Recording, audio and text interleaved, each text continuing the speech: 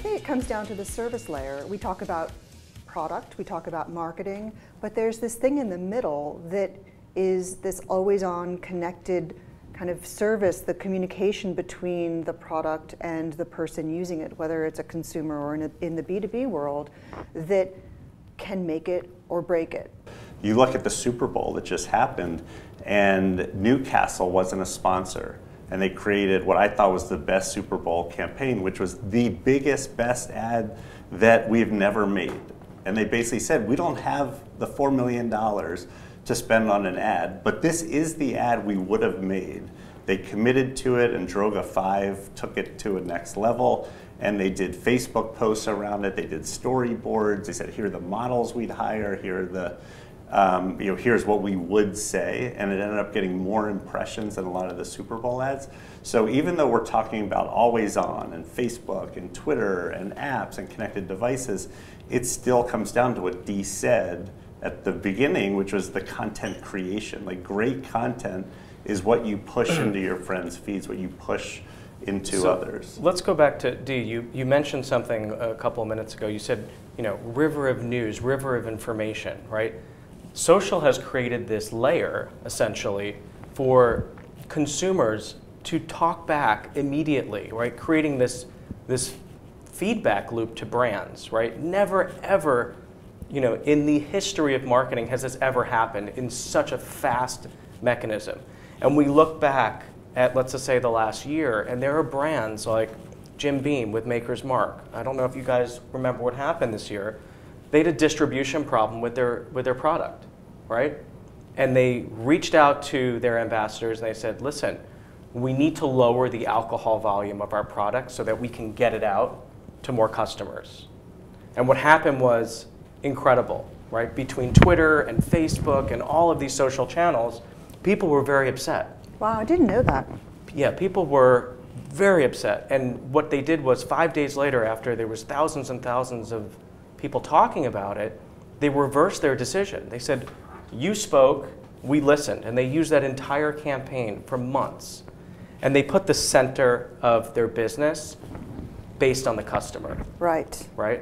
So that is incredible with what we're seeing today.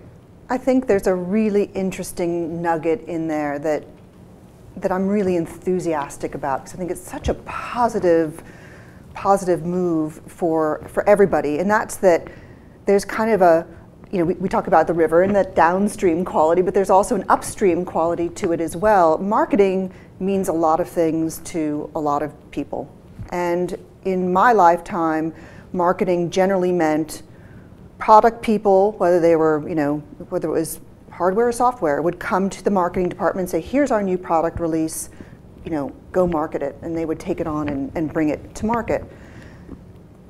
Nowadays, there's this feeling that marketing plays a much more upstream role and that the best kind of marketing, and hopefully sooner or later the only kind of marketing that really can be done, is letting people know the authenticity of the product.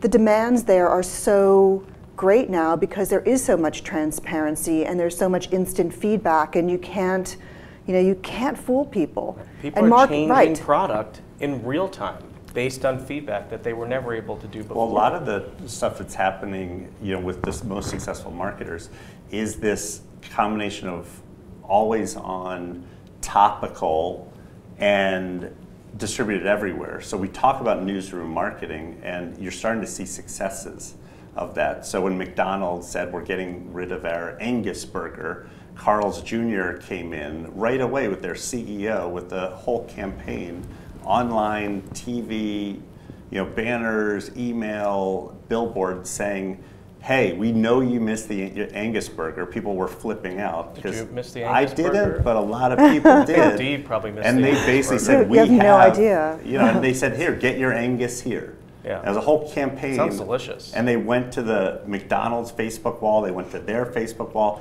and they responded to people who were saying, I wish McDonald's still had this, or how dare they take away this burger. I guess people like this burger. And so that's an example of like real-time guerrilla warfare for the hearts and minds of a customer. Carl's Jr. took their price down. They have a $6 burger I didn't know about. Wow. They took that down. And so I think we're eating at different places. Well, listen, we don't have as many here in New York, but you look at kind of brands making their argument direct to consumers in a way that maybe they did in the past, where they had to wait to put it on air, and they would buy a bunch of time on TV, and then they'd have to figure, okay, what are we going to fill it with? Now something happens, they say, oh, we got to respond right away.